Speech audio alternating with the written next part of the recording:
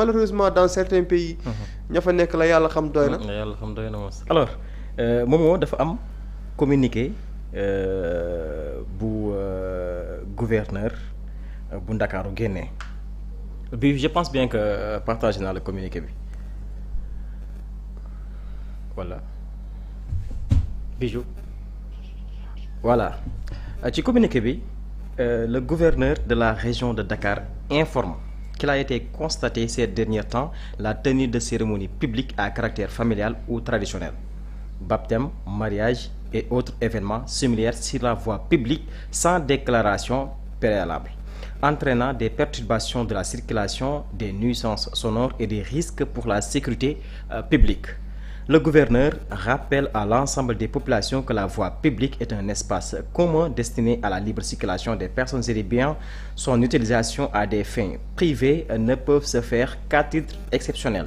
À cet égard, il porte à la connaissance des populations que conformément aux dispositions légales et réglementaires en vigueur, toute occupation de la voie publique, à quel titre que ce soit, doit être préalablement déclarée à l'autorité administrative compétente au moins de 3 jours avant sa tenue. Il est également rappelé que ces cérémonies en plein air ne peuvent utiliser de sonorisation qu'après autorisation spéciale de l'autorité administrative. Le non-respect de ces obligations expose des contrevenants aux sanctions prévues par la loi incluant interruption immédiate de la manifestation et d'éventuelles poursuites. Le gouverneur en appelle ainsi au sens civique et à la responsabilité de tout et veiller au respect strict de ces dispositions qui visent à garantir la sécurité des personnes et des biens, à préserver la libre circulation ainsi qu'à assurer la bonne cohabitation entre usagers de l'espace public. Il exhorte par ailleurs les préfets, sous-préfets, maires, délégués de quartier ainsi que les forces de sécurité à veiller à l'application rigoureuse de ces règles. loolu mooy communiqué bu bàyyeekoo ci gouverneur mu Ndakaaru ginnaaw bu ñu sukkandikoo ci bile communiqué mu ngi nuy xamal ni fan yu mujj yi lu nu daal di seetlu mooy nuy daal di occupé li nga xam ne tey jii moo di voie publique ci yenn cérémonie lu ci mel ni ngénte mariage wala lu nu mel dañuy baare li nga xam ne nag moo di yoon bi di fa def ay bâche te du am benn déclaration wala benn autorisation bu leen di permettre nuy def loolu.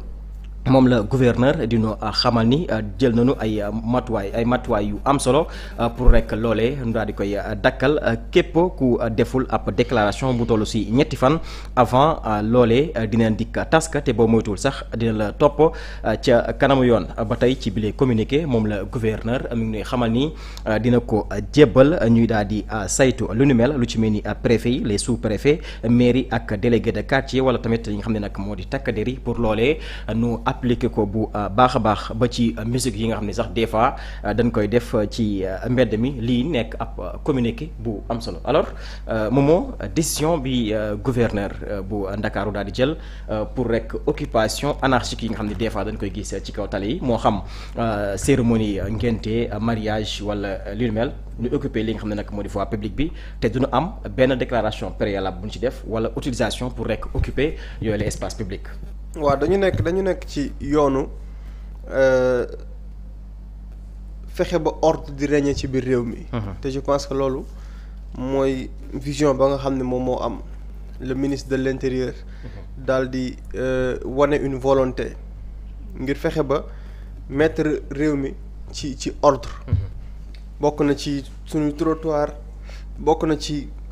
yenn espace yu ñuy occupé ay doxandeem di ko occupé ak yooyu donc loolu dafa bokk ci tabaxaat benn Sénégal boo xamante ne nii lu bëri luñ banaliser woon dañuy fexe ba teg ko ci yoon ak accompagnement bi nga xam ne moom moo ci war d'ailleurs sénégalais am na ñoo xam ne boo leen laajoon na leen ndax kuy xew daa war a demander autorisation xamuñu ko woon yàggut dara jamono ji gëm naa ne ñuy xew ñu ci bëri dañuy wut autorisation c'est parce qu'à un certain moment ils ont compris expliquer nañ nit ñi léegi que parce que bu njëkkoon lu bëri dafay nekk texte mais du laaj dara da ngay xëy suba mu neex la nga bâche koñ bi bu la am na ñoo xam ne ay kaw tali la ñuy bâche ci kaw tali code bi pourtant li yàgg na fi de li gouverneur bi rappelé waat li yàgg la fi mais duñu mais rigueur bu amul kay day mel ni texte yi amul sens texte bu fi nekkee nit mën a jël tranquillement damay xew sama xew je m'en fous de qui passe ak kuy romb ak yéen a xam wiri leen. musique bi man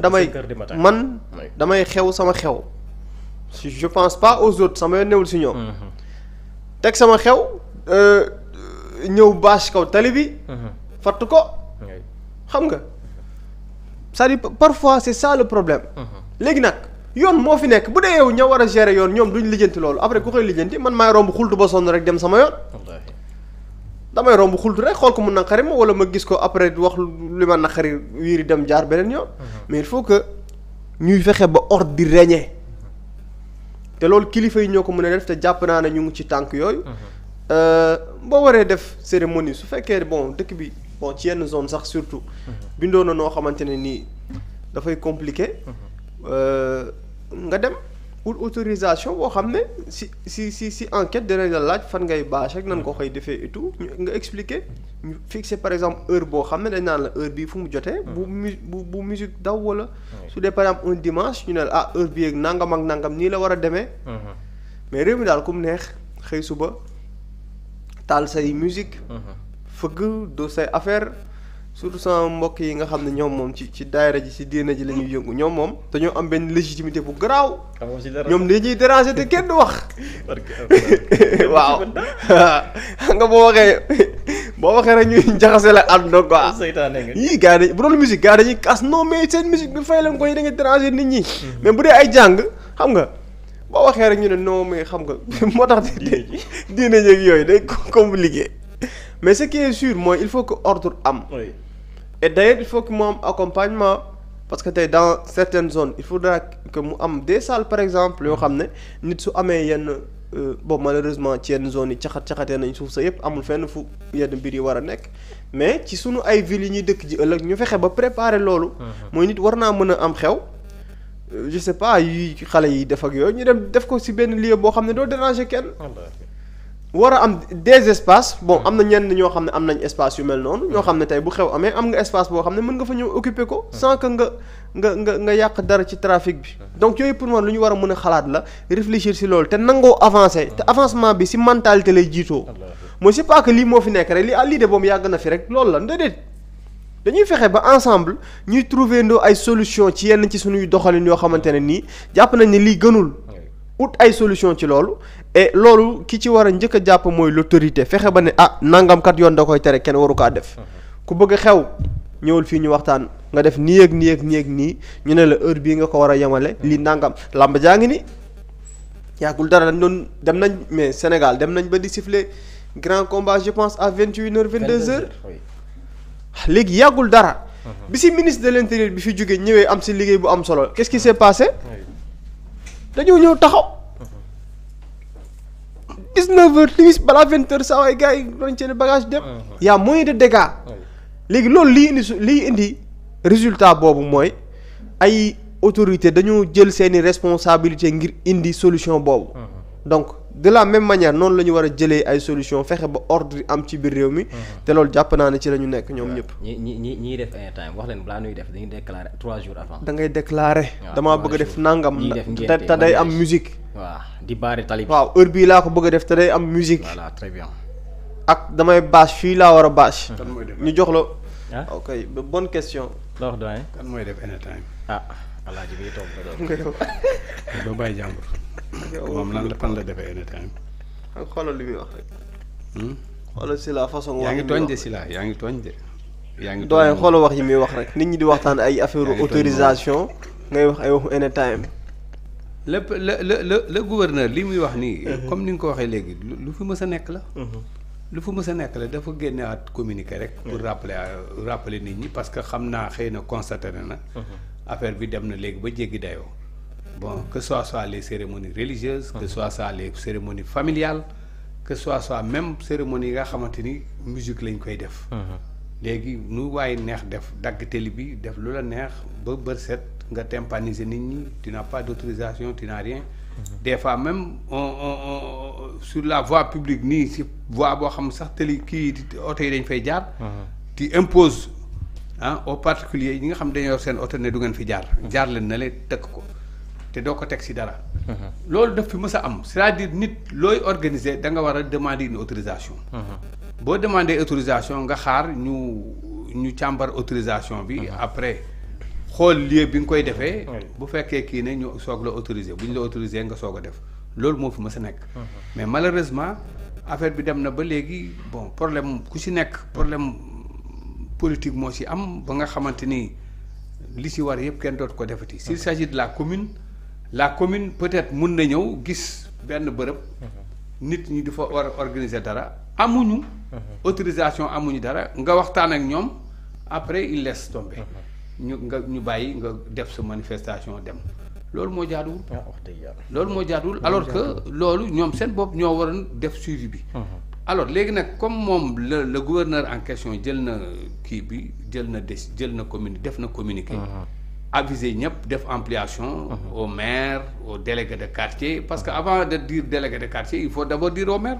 parce que le maire les délégués de quartier sont sous la tutelle du maire.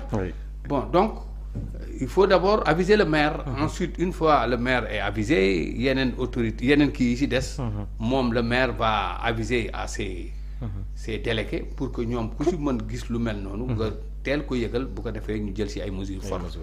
mais daal lu nekk la lu yàgg la fii lu fi nekk la. wallaay application de question problème. application mooy problème bi te application boobu nag waroo ci def demi-mesure. waroo ci def demi-mesure. d'accord y a des cérémonies religieuses yu war am di organiser mais y a des sites réservés uniquement pour ces cérémonies pour ces genres de cérémonies tey boo ñëwee à Grand Dakar am na benn allée fële. allée bi nekk booru ñaari tali bu njëkk allée la woon boo xam dañ ko réservé pour des cérémonies yu bëri daan nañ ko fa mën a def amoon na fa esplanade am na fa lu nekk am na fa mënoon nañ fa def cérémonie yi mais les gens préfèrent parfois dugal ko ci biir koñ bi def ko fa wala dara xew bu xewee bu fekkee ci booru tëli nga dëkk nga am xew ba ngay am ci booru tëli ba bu fekkee da nga envisager def xew bu rëy ngir yàlla qu'est-ce qui t'empêche d'aller demander une autorisation wax ne da ngay def ñoom ñu organiser la ba nga xamante ni di nga ko def doo sonal kenn doo tëj koñ bi wala doo tympaniser ñenn ñi wala dara ñu defal la ko moo gën quoi mais bu fekkee yooyu yëpp dafa am ndegam boîte de nuit yi xanaa xamoo ne si la boîte de nuit yi ngay gis nii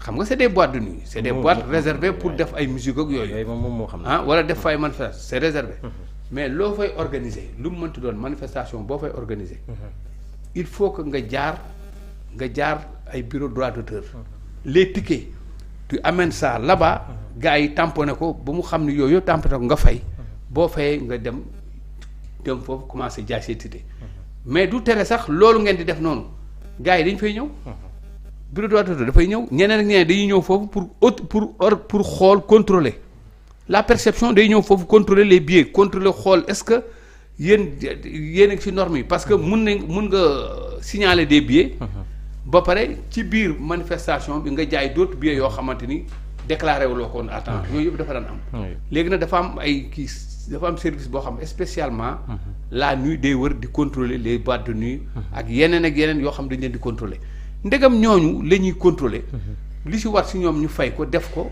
à plus forte raison ñi nga xamante ni tey da ngeen dëkk ci gox nga am sa manifestation war ko def dagg tëli bi kenn du jàll léeg-léeg sax nga xuloog nit ñi jël say ay gros bras yi ñu tëj foofu ku nekk taxaw toj koñ bi yépp man léeg-léeg ma gis ay manifestation gis naa benn manifestation bu xew bilaay koñ ak koñ lañ tëj loolu kay bëri na fi koñ ba koñ bi lañ tëj ñi dëkk ci koñ bi sax génnoon dem doxi seeni soxla pour duggaat ñëw ci biir koñ bi problème la woon. wallaahi problème la. te koo ci wax dara mu indi la histoire. nar see xeex ak yow ce qui n'est pas tout normal. déjà ngeen tëj ñëpp contraindre ñëpp. ñu war a mën a am seen tranquillité mën a reposer calmement ba pare boole si nag léegi ngeen di leen ne interdit leen du ngeen dugg ci koñ bi parce que dañoo am manifestation il faut que ñu toog ja. caa rek loolu moom foo ko wékk mënta way. c'est pas bon ça. vraiment alors Momo keroog ci benn.